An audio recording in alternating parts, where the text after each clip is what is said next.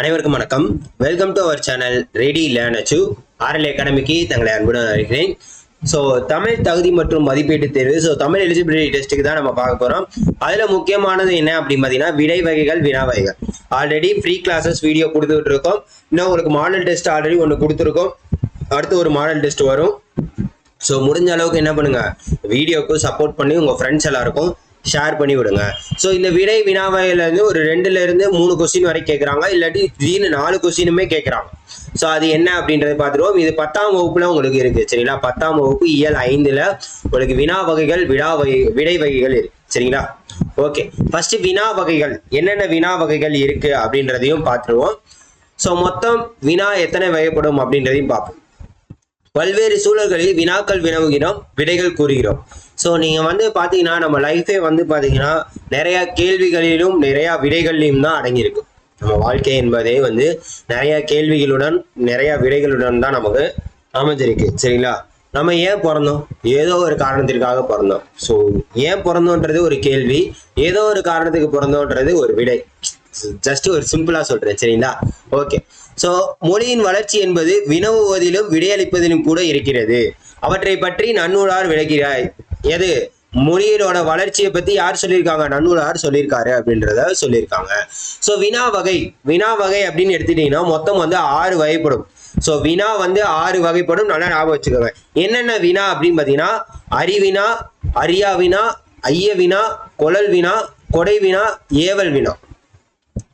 அரியா, ஐய, கொழல், கொடை, ஏவல். ஸோ மொத்தம் எத்தனை வகைப்படும்? 6 வகைப்படும் அப்படின்றத தெரிஞ்சுக்கோங்க சரியா. ஓகே, இப்ப அறிவினா அப்படின்றத என்ன அப்படின்னு பாத்தீங்கன்னா தான் விடை அறிந்திருந்தும் அவ்விடை பிறருக்கு தெரியுமா என்பதை அறியும் பொருட்டு வினவது. அதாவது எனக்கு ஒரு கொஸ்டின் ஆன்சருக்கு எனக்கு ஒரு பதில் தெரியும், ஒரு கொஸ்டினுக்கு அது எனக்கு பதில் தெரியும். ஆனா அதே கொஸ்டினுக்கு மற்றவங்களுக்கு எல்லாத்துக்கும் பதில் தெரியுமா? அதே கேள்விக்கு மற்றவங்க எல்லாருக்கும் பதில் தெரியுமா அப்படின்னு நினைச்சுக்கிட்டீங்கன்னா அது என்னது? அறிவினா அப்படின்றத சொல்றாங்க. மாணவரிடம் இந்த கவிதையின் பொருள் யாது என்று ஆசிரியர் கேட்டார். அதாவது ஆசிரியர் என்ன பண்றாரு, இந்த கவிதையோட பொருளை சொல்லணும்னு மாணவர்கிட்ட கேட்கிறாங்க.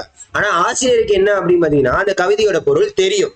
அப்ப தனக்கு தெரிந்த பொருளை மற்றவர்களுக்கு தெரியுமா என கேட்பதுதான் என்ன அப்படின்னு பாத்தீங்கன்னா அறிவினா. புரியுதா? ஓகே, இதான் அறிவினா. அடுத்து அரியாவினா.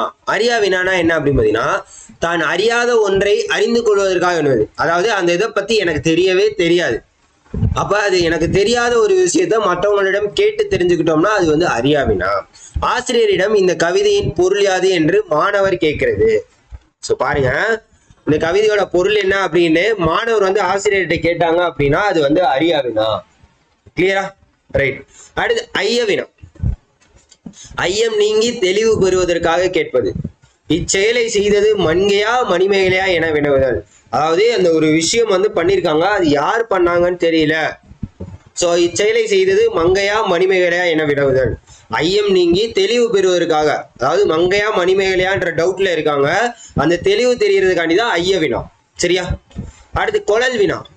தான் ஒரு பொருளை வாங்கிக் கொள்ளும் பொருட்டு வினவுவது. அதாவது நான் ஒரு பொருளை வாங்க போறேன் அப்படின்றதுக்காண்டி கேட்கறது. இந்த புத்தகம் என்ன விலை? இப்ப விலை சொன்னாதான் நீங்க வாங்கலாமா வேணாமோன்னு முடிவெடுப்பீங்க. அதுதான். கிளியரா? ஓகே. ஜெயகாந்தன் சிறுகதைகள் இருக்கிறதா என்று நூலகரிடம் வினவுதல். அதான் உங்களுக்கு என்னது? கொழல் வினா. தான் ஒரு பொருளை வாங்கிக் கொள்ளும் பொருட்டு வினவுவது. ஸோ இது எல்லாமே என்ன அப்படின்றத தெரிஞ்சு வச்சுங்க. ஏன்னா டைரக்டா பொருத்துக்களை கேட்கலாம், இல்ல கூற்று காரணங்கள்ல கேட்கலாம். கொஸ்டின்ஸ் எந்த வகையில வேணாலும் கேட்கலாம். எந்த வகையில கேட்டாலும் உங்களுக்கு அதுக்குண்டான மீனிங் கண்டிப்பா தெரிஞ்சிருந்தா மட்டும்தான் நீங்க என்ன பண்ண முடியும்? ஆன்சர் பண்ண முடியும். கொடை வினா. சோ கொழல் வினானா ஒரு பொருளை வாங்கிக் கொள்ளும் பொருட்டு வினவுவது. கொடை வினா அப்படின்னா பிறருக்கு ஒரு பொருளை கொடுத்து உதவும் பொருட்டு வினவுவது. என்னிடம் பாரதிதாசன் கவிதைகள் 2 படிகள் உள்ளன, உன்னிடம் பாரதிதாசன் கவிதைகள் இருக்கிறதா? அதாவது என்கிட்ட 2 புக் இருக்கு, உன்கிட்ட இருக்கா அப்படின்னு கேட்டா இல்லைன்னு சொன்னா அந்த ஒரு புக்கை கொடுக்க போறோம். அதுதான் கொடுப்பதற்காக வினவுவதல் சரியா. அடுத்து ஏவல் வினா. ஒரு செயலை செய்யுமாறு ஏவுவதற்கு வினவுவது என்னது? ஏவல் வினா. வீட்டில் தக்காளி இல்லை, நீ கடைக்கு செல்கிறாயா என்று அக்கா தம்பியிடம் வினவி வேலையை சொல்லுதல். வீட்டுல தக்காளி இல்லையா, நீ கடைக்கு செல்கிறாயா என்று அக்கா தம்பியிடம் கேட்டாங்கன்னா அது என்னது? ஒரு செயலை செய்யணும், அதுக்காக ஒரு பொருட்டு வினவுவதா ஏவல் வினா. சோ அப்ப என்னது, அதாவது டிஃப்ரெண்டா பிரிச்சுக்கோங்க. அதாவது இந்த அறிவினா அறியா வினா இது ரெண்டா பிரிச்சுக்கோங்க, கொழல் வினா கொடை வினா இது ரெண்டா பிரிச்சுக்கோங்க, ஐய வினாவும் ஏவல் வினாவும் இப்படி ரெண்டா பிரிச்சுக்கோங்க. அறிவினானா எனக்கு தெரிஞ்ச விஷயத்த மத்தவங்களுக்கு தெரியுதான்னு செக் பண்றது, அறியா வினானா தெரியாத விஷயத்த மத்தவங்ககிட்ட கேட்கறது. அதே மாதிரி கொழல் வினானா ஒரு பொருளை வாங்குறதுக்காக கேட்கறது, கொடை வினானா ஒரு பொருளை பிறருக்கு உதவுகிறதுக்காக கொடுக்கிறது, ஐய வினானா தெளிவு பெறுவதற்காகவும், ஏவல் வினானா அந்த செயலை செய்யறது. அவ்வளவுதான், சிம்பிள். 6 வகை முடிஞ்சிருச்சா? அரியா, கொழல் கொடை, ஐயம் ஏவல் முடிஞ்சு போச்சு. அவ்வளவுதான் 6 வினா சிறப்பா முடிஞ்சிச்சா? அவ்வளவுதாங்க, சிம்பிள், ரொம்ப ரொம்ப சிம்பிள். சரியா? ஸோ அடுத்து இங்க பாருங்க, நம்மளோட ஆர்எல் அகாடமில பாத்தீங்கன்னா எல்லாமே பிடிஎஃப் டெஸ்ட் பேட்சா அவைலபிளா இருக்கு, தமிழ் மெட்டீரியலும் பிடிஎஃப் அவைலபிளா இருக்கு. ஸோ இந்த எக்ஸாமுக்கு எது வேணும்னாலும் தாராளமா நம்ம வெப்சைட்ல போயிட்டு பிடிஎஃப் மெட்டீரியலா வாங்கிக்கோங்க. ஸோ உங்களுக்கு புக்கா வராது, வேணும்னா மட்டும் வாங்கிக்கோங்க, இல்லாட்டி இருக்கிற சோர்ஸ் வச்சு நல்லபடியா படிங்க. சரியா? ஓகே, அடுத்து நெக்ஸ்ட் இங்க பாருங்க, நன்னூல் 385 இதை கூட டைரக்டா கேட்கலாம் மேபி. அறிவு அறியாமை ஐயுறல் கொழல் கொடை ஏவல் தரும் வினா ஆறும் இழுக்கார் அப்படின்ற நல்லூர்ல 385வது பாடலாக இருக்கு. அறிவு அறியாமை ஐயுறல் கொழல் கொடை ஏவல் தரும் வினா ஆறும் இழுக்கார் அப்படின்றத சொல்லியிருக்காங்க. சரியா? அடுத்து விடை, இது வந்து வினா வந்து 385வது பாடலும், விடை வந்து 386. சுட்டு மறைநேர் ஏவல் வினாதல் உற்றது உரைத்தல் உருவது கூறல் இனமொழி எனும் எந்நெறியில் இறுதி நிலவிய ஐந்தும் பொருண்மையின் நேர்பு அப்படின்றத கொடுத்திருக்காங்க. இது வந்து விடை வகைகளை குறிக்கக்கூடியதா இருக்கும். சோ பாருங்க, வினா வகைகள் பார்த்தாச்சு. அடுத்து விடை வகைகள். விடை வகைகள் என்னென்ன அப்படின்னு பாத்தீங்கன்னா மொத்தம் 8 வகைப்படும். எத்தனை வகைப்படும்? விடை 8 வினா 6. நல்லா ஞாபகம் வச்சுக்கோங்க, விடை 8 வினா 6 அப்படின்றத ஞாபகம் வச்சுங்க. சுட்டு விடை, மறை விடை, நேர் விடை, ஏவல் விடை, வினா எதிர் வினாதல் விடை, உற்றது உரைத்தல் விடை, உருவது கூறல் விடை, இனமொழி விடை. அதெல்லாம் ஞாபகம் வச்சுக்கோங்க. சுட்டு மறை நேர், 3 ஞாபகம் வச்சுக்கோங்க. சுட்டு மறை நேர் இது மூணுமே பாத்தீங்கன்னா வெளிப்படை, இது மூணுமே பாத்தீங்கன்னா வெளிப்படை விடைகள் அப்படின்னு அழைக்கப்படும். பேலன்ஸ் இருக்கிற 5ம் பாத்தீங்கன்னா குறிப்பு விடைகள். பேலன்ஸ் இருக்கிற 5ம் என்னது? குறிப்பு விடைகள். சுட்டு மறை நேர் 3 வெளிப்படை, ஏவல் வினா எதிர் வினாதல் உற்றது உரைத்தல் உருவது கூறல் இனமொழி இது 5மே என்னது? குறிப்பு விடைகள். அப்ப இதை கூட கூற்றுல கொடுத்துட்டு முதல் 3 வந்து குறிப்பு விடைகள் எனவும் அடுத்த 5 விடைகளும் வெளிப்படை விடைகள் எனவும் எடுத்துக்கொள்ளலாமா? கூற்று சரியா தவறான்னு கேட்பாங்க. கூற்று தவறு. அதான் ஞாபகம் வச்சுக்கோங்க. அவ்வளவுதான். ஓகே, சுட்டு விடை, சுட்டி கூறும் விடை. அதாவது கடை தெரி எங்கு உள்ளது, கடை எங்க இருக்கு அப்படின்னு கேட்கிறாங்க. இந்த பக்கம் இருக்கு அப்படின்னு சொன்னாங்கன்னா அது வந்து என்னது? இந்த பக்கம் அப்படின்றத சுட்டி சொல்லக்கூடியதா இருக்கக்கூடியதா என்னன்னு பாத்தீங்கன்னா சுட்டி கூறும் விடை. சுட்டி கூறும் விடை. சரியா? மறைவிடை அப்படின்னா மறுத்து கூறும் விடை. மறைவிடை அப்படின்னா மறுத்து கூறும் விடை. கடைக்கு போவாயா அப்படின்னு கேள்வி கேட்டா போக மாட்டேன், கடைக்கு போவாயா அப்படின்னு கேட்டீங்கன்னா போக மாட்டேன் அப்படின்னு சொன்னா மறுத்து கூறும் விடை. நேர்விடை அப்படின்னு பாத்தீங்கன்னா உடன்பட்டு கூறும் விடை. உடன்பட்டு கூறும் விடை.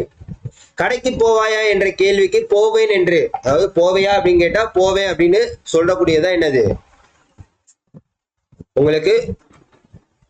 ஓகே, கடைக்கு போவாயா என்ற கேள்விக்கு போவேன் என்று உடன்பட்டு கூறுதல். இதெல்லாம் நேர்விடை. நேரா சொல்லிடுறோம், கடைக்கு போறியா? போறேன்.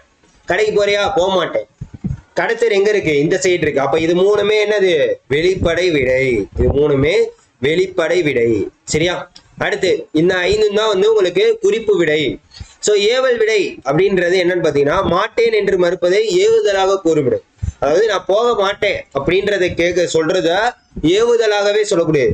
இதை செய்வாயா அப்படின்னு கேட்டாங்கன்னா நீயே செய். அதாவது இதை செய்வாயா அப்படின்னு நான் கேட்கிறேன், அதுக்கு இன்னும் அவங்க என்ன சொல்றாங்க? நீயே செய் அப்படின்னு சொல்லி நம்மள ஒரு ஏவுதல் சொல்றாங்க. அதான் வந்து ஏவல் விடை. சரியா? அடுத்து வினா எதிர் வினாதல் விடை. அதாவது வினாவிற்கு விடையாக இன்னொரு வினாவை நான் ஒரு கொஸ்டின் கேட்கிறேன், அதுக்கு அவங்க திருப்பி என்னைய ஒரு கொஸ்டின் கேட்கிறாங்க. என்னுடன் ஊருக்கு வருவாயா என்ற வினாவிற்கு வராமல் இருப்பேனா அப்படின்னு கூறுறதுதான் என்னது? வினா எதிர் வினாதல் விடை.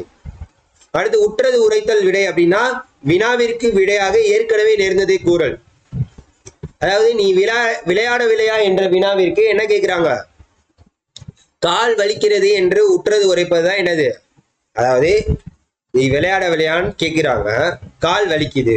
ஆல்ரெடி வந்து அவங்க கால் வலிக்குது, அதனாலதான் அவங்க என்ன பண்ணிருக்காங்க அப்படின்னு பாத்தீங்கன்னா விளையாடலையா அப்படின்னு கேட்டது கால் வலிக்குது அப்படின்றத ஏற்கனவே நடந்ததை சொல்லியிருக்காங்க. உருவது கூறல் விடை அப்படின்னு பாத்தீங்கன்னா வினாவிற்கு விடையாக இனிமேல் நேர்வதை கூறு. அதாவது நீ விளையாட கேட்டா கால் வலிக்கும், விளையாண்டா என்ன வலிக்கும், கால் தான் வலிக்கும். அது இனிமேல் நடக்க போறத சொன்னாங்கன்னா அது உருவது கூறல் விடை. ஆல்ரெடி நடந்தது சொன்னாங்கன்னா அது வந்து உற்றது உரைத்தல் விடை. இனமொழி விடை வினாவிற்கு இடையாக இனமான மற்றொன்றை கூறல். உனக்கு கதை எழுத தெரியுமா அப்படின்னு கேட்டீங்கன்னா எனக்கு கட்டுரை எழுத தெரியும். உனக்கு கவிதை எழுத தெரியுமான்னு கேட்டா எனக்கு கதை எழுத தெரியும். உனக்கு ஆட தெரியுமா, எனக்கு பாட தெரியும். ஸோ இந்த மாதிரி வினாவிற்கு விடையாக இனமான மற்றொன்று விடையை கூறுதல் தான் முக்கியமானது. சரியா? ஓகே. அடுத்து பொருள்கோள். ஸோ வினா பார்த்தாச்சு, விடை பார்த்தாச்சு, பொருட்கள் இதுவும் வந்து சம்டைம்ஸ் கேட்பாங்க. ஸோ அதையும் பார்த்துக்கோங்க, என்னன்றதை பார்த்துக்கோ. பொருட்கோள் அப்படின்னு பார்த்தீங்கன்னா செயலில் சொற்களை பொருளுக்கு ஏற்றுவாறு சேர்த்தோ மாற்றியோ பொருள் கொள்ளும் முறைக்கு பொருட்கோள் என்று பெயர். சரியா? அதாவது செயலுக்கு ஏற்றவாறு என்ன பண்ணிக்கணுமா, மாத்தியோ சேர்த்தோ என்ன பண்ணிக்கலாம், பொருள் கொண்டு வர்றதுக்காண்டிதான் பொருட்கோள் என்று பெயர். பொருட்கோள் 8 வகைப்படும். பொருட்கள் என்னவா, 8 வகைப்படும். அவை ஆற்று நீர் பொருட்கோள். அவை என்னது, ஆற்று நீர் பொருட்கோள், மொழிமாற்று பொருட்கோள், நிரல் நிறை பொருட்கோள், விற்பூட்டு பொருட்கோள், தாப்பிசை பொருட்கோள், அலைமாறி மாப்பு பொருட்கோள், கொண்டு கூட்டு பொருட்கோள், அடிமறி மாற்று பொருட்கோள் ஆகியன.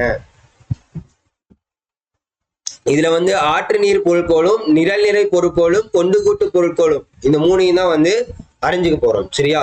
சோ என்னென்ன இருக்கு பாருங்க. ஆற்று நீர், மொழிமாற்று, நிரல் நிறை, விற்பூட்டு, தாப்பிசை, அலைமறி மார்பு, கொண்டு கூட்டு, அடிமறி மாற்று, இது எல்லாமே. சரியா? ஸோ ஆற்று நீர் இதெல்லாம் ஜஸ்ட் தெரிஞ்சு வச்சுக்கோங்க. ஆனா இது ரொம்ப இம்பார்ட்டன்ட் கிடையாது. என்னென்ன வகைன்னு மட்டும் தெரிஞ்சுக்கோங்க. சரியா? என்னென்ன வகைன்னு மட்டும் தெரிஞ்சுக்கோங்க. ஓகே, அவ்வளவுதான். இதோட நம்ம செஷன் முடியும். ஏன்னா விடை பார்த்தாச்சு, வினா பார்த்தாச்சு, அவ்வளவுதான், முடிஞ்சு போச்சா? இவர் காமராஜர் நகை எங்கே இருக்கிறது, இந்த வழியாக செல்லுங்கள் அப்படின்னு பார்த்தா இது வந்து சுட்டு விடை. சரியா? எனக்கு எழுதி தரையா என்ற வினக்கு எனக்கு யார் எழுதி தருவார்கள் அப்படின்னு பாத்தீங்கன்னா வினா எதிர் வினாதல் விடை. கிளியராங்க? ஸோ இதே மாதிரி தொடர்ந்து சப்போர்ட் பண்ணுங்க. மாடல் டெஸ்ட் வரும் உங்களுக்கு, ஜிஎஸ் மேக்ஸும் அடுத்தடுத்த நாள்ல வரும். கண்டிப்பா சப்போர்ட் பண்ணி உங்க ஃப்ரெண்ட்ஸ் எல்லாருக்கும் ஷேர் பண்ணி விடுங்க. Thank you so much.